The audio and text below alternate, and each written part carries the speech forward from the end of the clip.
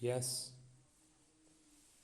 केन बेतवा परियोजना के शिलान्यास पर प्रधानमंत्री नरेंद्र मोदी ने कहा कि कई परियोजनाओं का कांग्रेस काल में भूमि पूजन हुआ, लेकिन 40 साल में उनमें एक ईंट भी नहीं लगी। अटल जी की 100वीं जयंती के मौके पर नदी जोड़ो परियोजना के बहाने इन 5 पहलुओं से देश में सुशासन के ऑडिट की ज़रूरत है। साल 1970 में तत्कालीन सिंचाई मंत्री के.एल. राव ने ज़्यादा पानी वाली नदियों से कमी वाले इलाकों में पानी को ट्रांसफ़र की योजना की नींव रखी थी। उसके 10 साल बाद सिंचाई मंत्रालय ने पानी के इंटर बेसिन ट्रांसफ़र के लिए राष्ट्रीय योजना का निर्माण किया। फिर 1995 में राष्ट्रीय जल विकास प्राधिकरण ने केन बेतवा प्रोजेक्ट का अध्ययन किया। प्रोजेक्ट रिपोर्ट बनने के बाद 2008 में इसे राष्ट्रीय परियोजना घोषित किया गया। अब पर्यावरण मंजूरी मिलने के बाद शिलान्यास हुआ है, लेकिन परियोजना की 2 सुरंगों के लिए जारी निविदाओं में कंपनियों ने रुचि नहीं दिखाई है। 45,000 करोड़ की इस परियोजना से 62 लाख लोगों को पेयजल और 10 लाख हेक्टेयर भूमि को सिंचाई सुविधा कब मिलेगी? विकास और पर्यावरण के नाजुक संतुलन से जुड़े मुद्दों पर PIL की वजह से परियोजनाओं में विलंब के साथ लागत बढ़ जाती है। दूसरी तरफ हर मर्ज के समाधान की दवा के तौर पर PIL के इस्तेमाल से मुख्य मुद्दा भी भटक जाता है। नदियों के राष्ट्रीयकरण के लिए दायर जनहित याचिका पर सुप्रीम कोर्ट ने साल 2002 में नोटिस और निर्देश जारी किए थे। वर्ष 2012 में उन याचिकाओं पर सुप्रीम कोर्ट ने विस्तृत फैसले से नदियों को जोड़ने वाली परियोजना पर सरकार को निर्देश दिए थे। मोदी सरकार के पहले कार्यकाल की शुरुआत में ILR कमेटी का गठन हुआ, लेकिन 10 साल बाद भी गाड़ी ज़्यादा आगे नहीं बढ़ पाई है।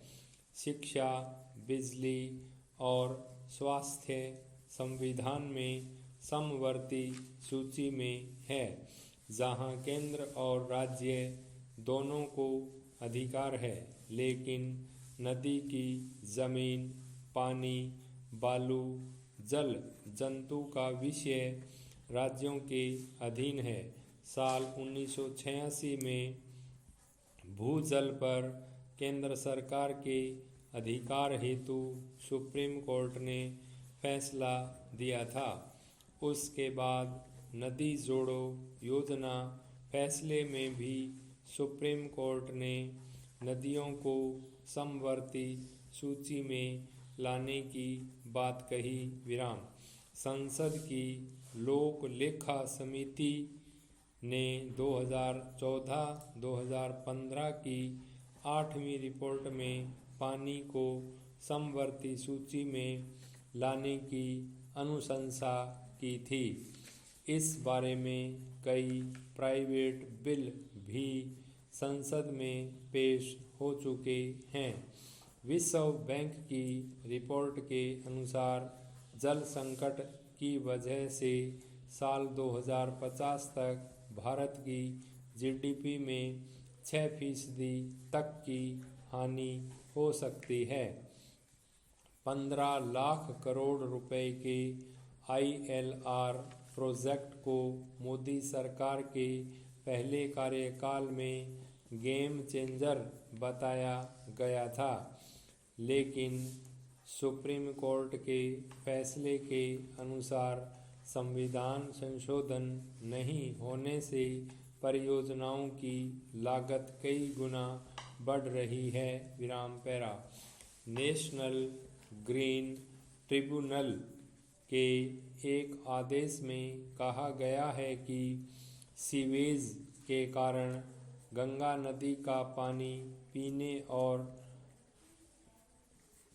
आचमन के योग्य नहीं है। नदियों को निर्मल और अविरल करने के लिए भागीरथी प्रयास करने के बजाय महाकुंभ में 45 करोड़ श्रद्धालुओं को न्योता दिया गया है। दिल्ली में झाग वाली यमुना में छठ के पहले स्नान से भाजपा नेता सचदेवा को अस्पताल में भर्ती होना पड़ा। केजरीवाल ने यमुना में नहाने की चुनौती तो स्वीकार नहीं की, लेकिन नल के पानी को पीने का चुनावी साहस जरूर दिखाया है।